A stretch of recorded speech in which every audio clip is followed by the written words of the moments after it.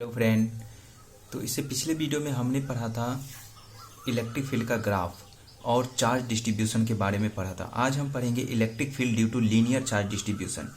अगर कोई हमारा लीनियर चार्ज डिस्ट्रीब्यूशन है तो उसके कारण अगर इलेक्ट्रिक फील्ड हम निकालते हैं किसी पॉइंट पे तो कितना होता है उसको जानते हैं। जैसे ये हम मान लेते हैं कि लीनियर चार्ज डिस्ट्रीब्यूशन है जिस पर हमारा इस तरह से चार्ज डिस्ट्रीब्यूट है, ठीक है। इस पे जो है ना लीनियर चार्ज डिस्ट्रीब्यूशन इसका लेमडा है। अगर हमको इलेक्ट्रिक फील्ड इस पी पॉइंट पर और इसकी टोटल लेंथ की अगर हम बात करें तो टोटल लेंथ को हम एल मान लेते हैं और यहाँ से ए डिस्टेंस पर मतलब कि इस इंड से ए डिस्टेंस पर जो है एक पॉइंट पी है। तो यहाँ पे पूछ रहा है electric field at P equal to what. P point पर इलेक्ट्रिक फील्ड कितना होगा। देखिए हम क्या जानते हैं, हम जो है इस लीनियर चार्ज डिस्ट्रीब्यूशन के कारण इलेक्ट्रिक फील्ड निकालना नहीं जानते हैं। हम जानते हैं किसी पॉइंट चार्ज डिस्ट्रीब्यूशन के कारण इलेक्ट्रिक फील्ड किसी पॉइंट पे निकालना। क्या होता है, अगर यहाँ पे पॉइंट चार्ज अगर क्यू है तो इलेक्ट्रिक फील्ड जो है इस पॉइंट पे निकालना हो तो क्या होगा के क्यू बट्टा आर स्क्वायर, अगर बीच का डिस्टेंस क्या है आर है तो हम क्या करेंगे, सबसे पहले काम हम ये करेंगे कि इस जो लीनियर चार्ज डिस्ट्रीब्यूशन है इसको एक स्मॉल स्मॉल चार्ज में क्या करेंगे, इसको डिवाइड कर देंगे। मान लेते हैं कि यहाँ से इस पॉइंट से हमने x डिस्टेंस पर एक छोटा सा चार्ज dq, ये dq चार्ज हमने क्या किया, एक स्मॉल चार्ज हमने dq यहाँ से कट कर लिया जिसका लेंथ क्या है dl। ये जो छोटा सा लेंथ है वो स्मॉल dl है। स्मॉल dl पे कितना चार्ज है, dq चार्ज है। अब हम इस dq के कारण यहाँ पे क्या कर सकते हैं, इलेक्ट्रिक फील्ड निकाल सकते हैं। क्योंकि ये चार्ज हमारा इतना छोटा है तो इसको हम पॉइंट चार्ज के बराबर मान सकते हैं, ठीक है। अब हम यहाँ पे लिख सकते हैं कि इलेक्ट्रिक फील्ड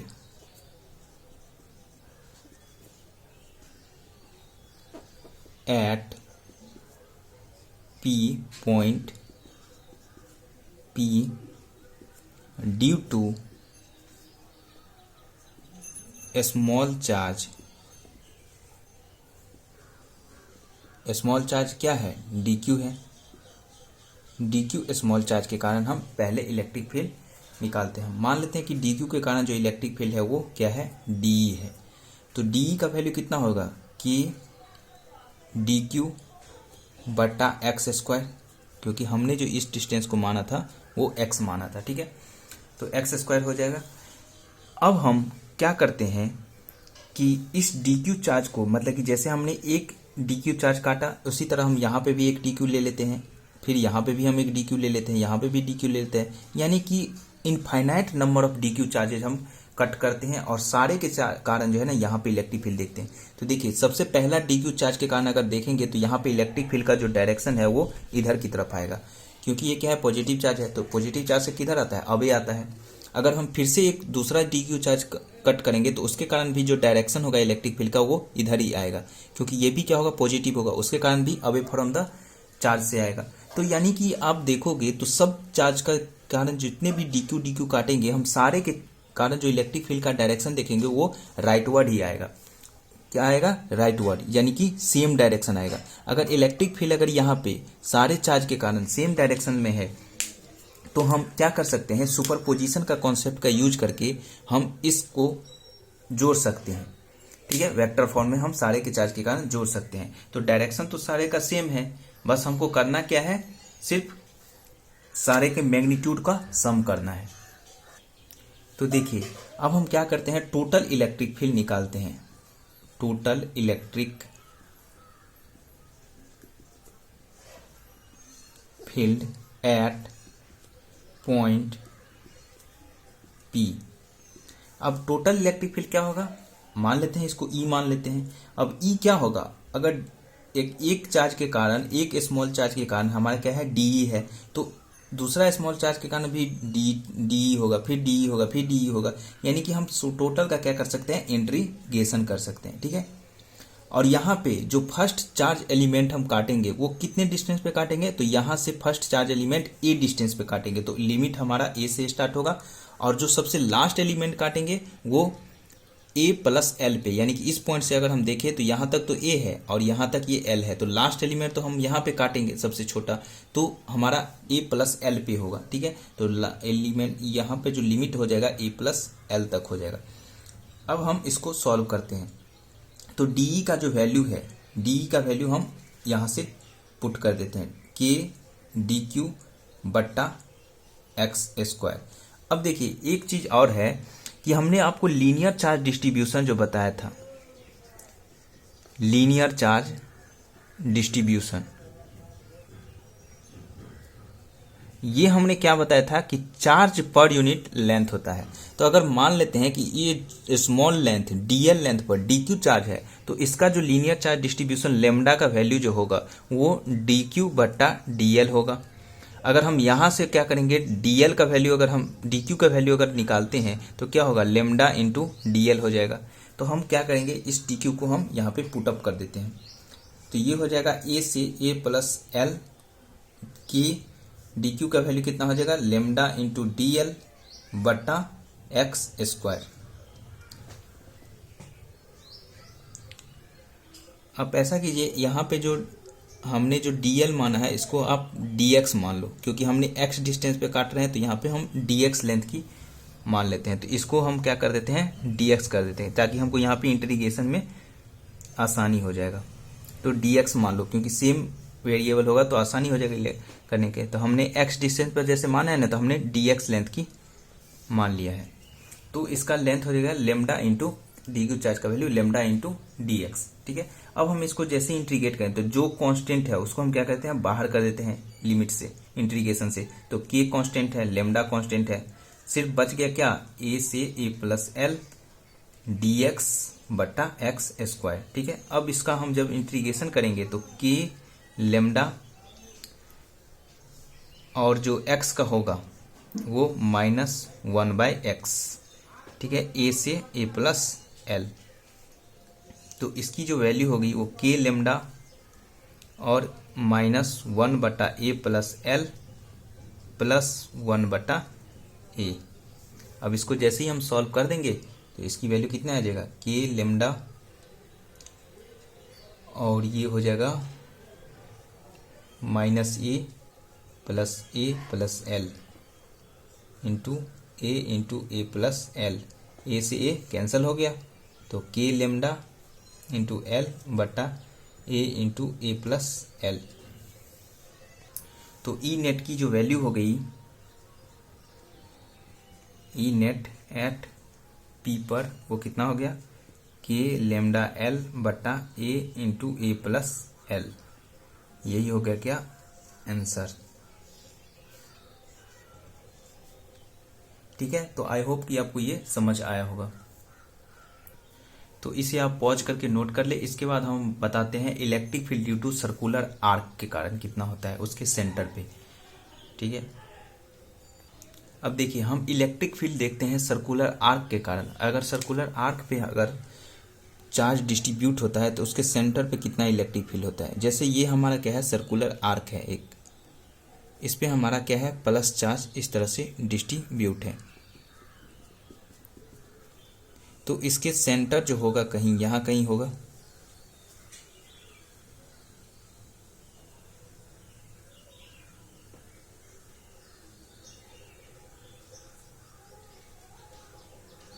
ठीक है, यहाँ पे इसका क्या है, सेंटर है। तो इस पॉइंट पे, यानी कि ये पॉइंट अगर O है तो O पॉइंट पे इलेक्ट्रिक फील्ड कितना होगा। ठीक है, ये हमको फाइंड करना है। ये बीच का एंगल अगर हमको अल्फा दे दिया हुआ है तो अब देखिए पहले आप ये क्वेश्चन लिख लीजिए और मैं ये बता दूं कि इसका जो रिजल्टेंट होगा, इसका जो रिजल्ट आएगा इलेक्ट्रिक फील्ड एट O पर, वो होगा 2k लेमडा बट्टा r साइन अल्फा/2। ये होगा इसका रिजल्ट। अगर ये जो चार्ज डिस्ट्रीब्यूशन जो दिया हुआ है पर यूनिट लेंथ, ये हमारा क्या है, लेमडा है, और ये रेडियस जो है ना वो r है। तो इसका रिजल्ट ये होगा। अब इसी पे हम सॉल्व करके बताते हैं कि ये कैसे आया रिजल्ट। ठीक है, पहले आप इसको पॉज करके नोट कर ले।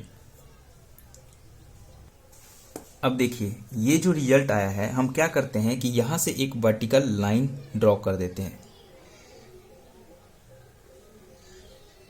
जो क्या है दो पार्ट में इसको हमने काट दिया। ये हो गया हमारा थीटा, ये हो गया α/2 और ये भी हो गया α/2। अब हम क्या करते हैं कि यहां से जो हमने वर्टिकल लाइन जो हमने ड्रॉ किया है,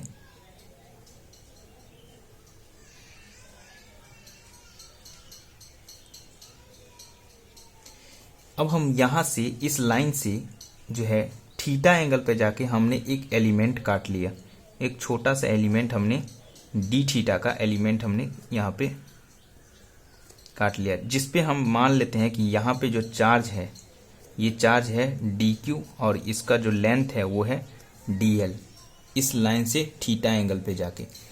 अब हम इस dq चार्ज क्या है, एक स्मॉल चार्ज है। अब इस स्मॉल चार्ज के कारण जो हमारा इलेक्ट्रिक फील्ड यहाँ पे होगा वो इस लाइन के क्या होगा, एलोंग होगा। तो यानी कि इधर की तरफ हमारा इलेक्ट्रिक फील्ड स्मॉल चार्ज के कारण हो गया।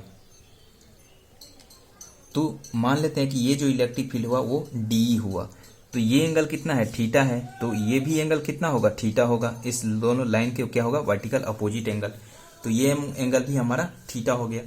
अब देखिए, अब इस डी का दो कंपोनेंट होगा, एक तो हमारा इधर की तरफ होगा जो होगा हमारा डी कॉस थीटा, और एक कंपोनेंट जो है हमारा इधर की तरफ होगा जो होगा डी साइन थीटा। लेकिन अब देखिए ये सर्कुलर आर्क क्या है, हमने एक सिमेट्रिकल लाइन से हमने थीटा एंगल लिया है, तो इसी तरह एक थीटा एंगल पे जाके यहाँ पे भी इस साइड भी हम एलिमेंट क्या कर सकते हैं, एक ले सकते हैं इस तरह से। अगर इस साइड भी एलिमेंट जो होगा तो उसके कारण जो इलेक्ट्रिक फील्ड होगा नेट वो इधर की तरफ होगा डी। अगर ये एंगल थीटा होगा तो ये भी एंगल उसका भी थीटा होगा, तो फिर ये जो डी कॉस थीटा वाला होगा वो ऐड हो जाएगा, और ये जो होगा डी साइन थीटा एक इसका, ये एक दूसरे को क्या करेगा, कैंसिल करेगा, क्योंकि मैग्नीट्यूड वाइज भी सेम होगा, डायरेक्शन अपोजिट है, तो एक दूसरे को क्या कर देगा, कैंसिल कर देगा। तो डी कॉस थीटा वाला जो कंपोनेंट होगा वही केवल एडअप होगा। तो अगर नेट अगर आप देखते हो तो नेट जो इलेक्ट्रिक फील्ड आएगा वो नीचे की तरफ ही आएगा, क्योंकि ये बाकी कंपोनेंट क्या हो जाएगा, कैंसिल हो जाएगा। अगर यहाँ पे लेंगे, मान लीजिए ये बीटा एंगल पे अगर एक कंपोनेंट लेते हैं तो इसके कारण जो इधर की तरफ आएगा तो ये भी बीटा होगा, तो ये भी बीटा होगा, एक होगा डी कॉस बीटा तो एक होगा डी साइन बीटा। उसी तरह यहाँ पे भी एक बीटा एंगल पे क्या होगा, एक कंपोनेंट होगा, तो एक होगा डी कॉस बीटा और एक होगा डी साइन बीटा। तो डी साइन बीटा क्या हो जाएगा, फिर से वो दोनों का कैंसिल हो जाएगा। तो हम क्या करते हैं कि सिर्फ डी कॉस थीटा वाला ही कंपोनेंट लेके इसको सॉल्व करते हैं, क्योंकि डी साइन थीटा क्या है, सिमेट्री की वजह से कैंसिल हो जा रहा है। तो अब यहाँ पे लिख करते हैं कि due to symmetry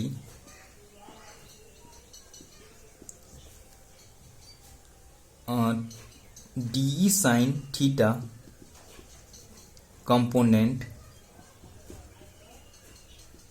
component of electric field will be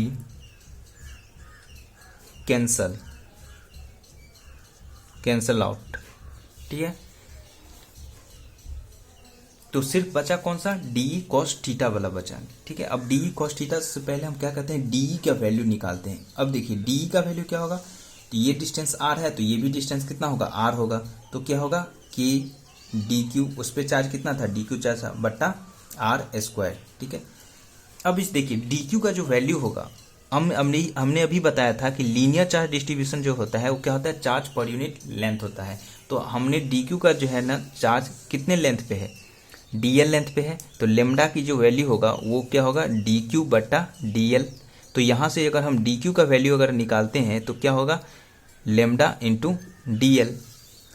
अब जो है हम क्या करते हैं, क्योंकि ये कैसा है, एक जो ये छोटा सा जो एलिमेंटल चार्ज है वो देखिए इस तरह का है, ये था हमारा क्या, डी थीटा, और ये है हमारा क्या, ये जो चार्ज है इस पे है डी क्यू चार्ज और लेंथ इसकी डीएल है। एक रिलेशन आप और जानते होंगे कि ये जो डिस्टेंस आर्क है, जो आर्क लेंथ है वो थीटा बराबर क्या होता है, आर्क लेंथ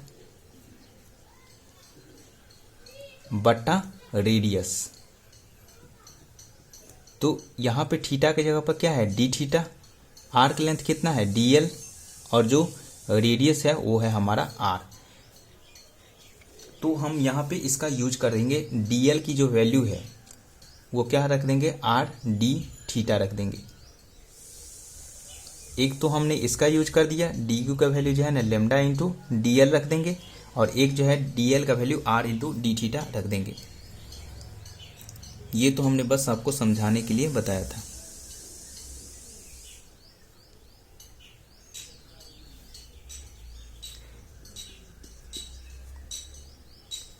तो ये कंपोनेंट क्या हो जा रहा है, कैंसिल हो जा रहा है।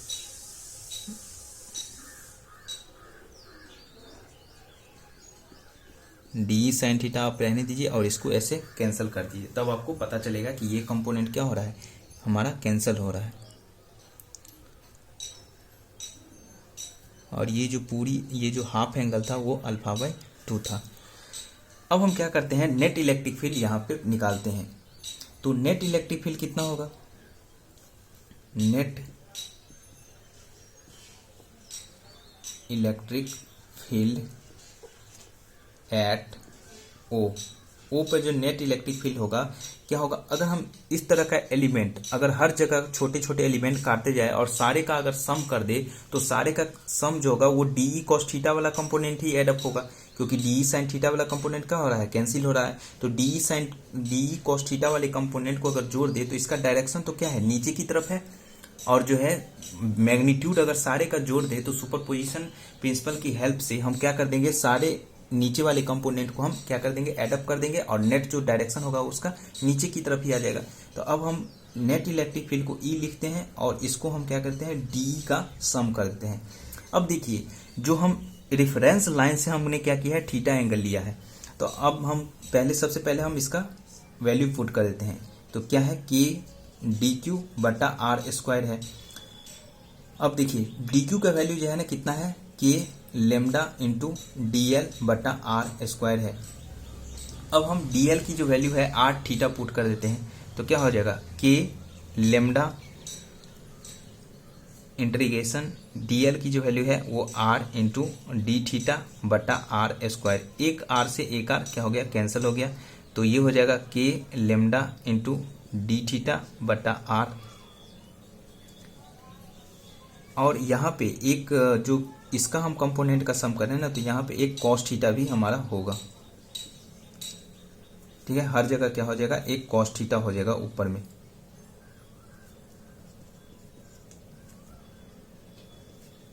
जो कि हमारा छूट गया है, तो हर जगह क्या हो जाएगा, कॉस थीटा हो जाएगा। तो यहाँ पे भी क्या हो जाएगा, एक कॉस थीटा हो जाएगा।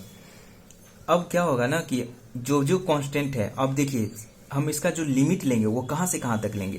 तो यहाँ से रेफरेंस लाइन से हमने क्या लिया है, थीटा लिया है। तो रेफरेंस लाइन से अगर हम पहला एलिमेंट इस पॉइंट पे लेते हैं, सबसे लास्ट एलिमेंट, तो प्लस अल्फा बाई 2, और ये रेफरेंस लाइन से अगर पीछे की तरफ चलते हैं तो ये जो सबसे लास्ट एलिमेंट होगा ये यहाँ पे माइनस अल्फा बाई 2 पे होगा। तो देखिए सबसे जो लास्ट एलिमेंट होगा माइनस अल्फा बाई 2 से प्लस अल्फा बाई 2, ये हम रेफरेंस लाइन से ले रहे हैं।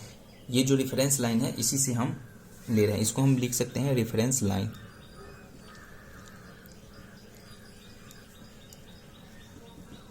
Reference line. तो अब इसको जब हम सॉल्व करेंगे तो ये कितना हो जाएगा, जो कांस्टेंट है उसको हम बाहर कर देते हैं।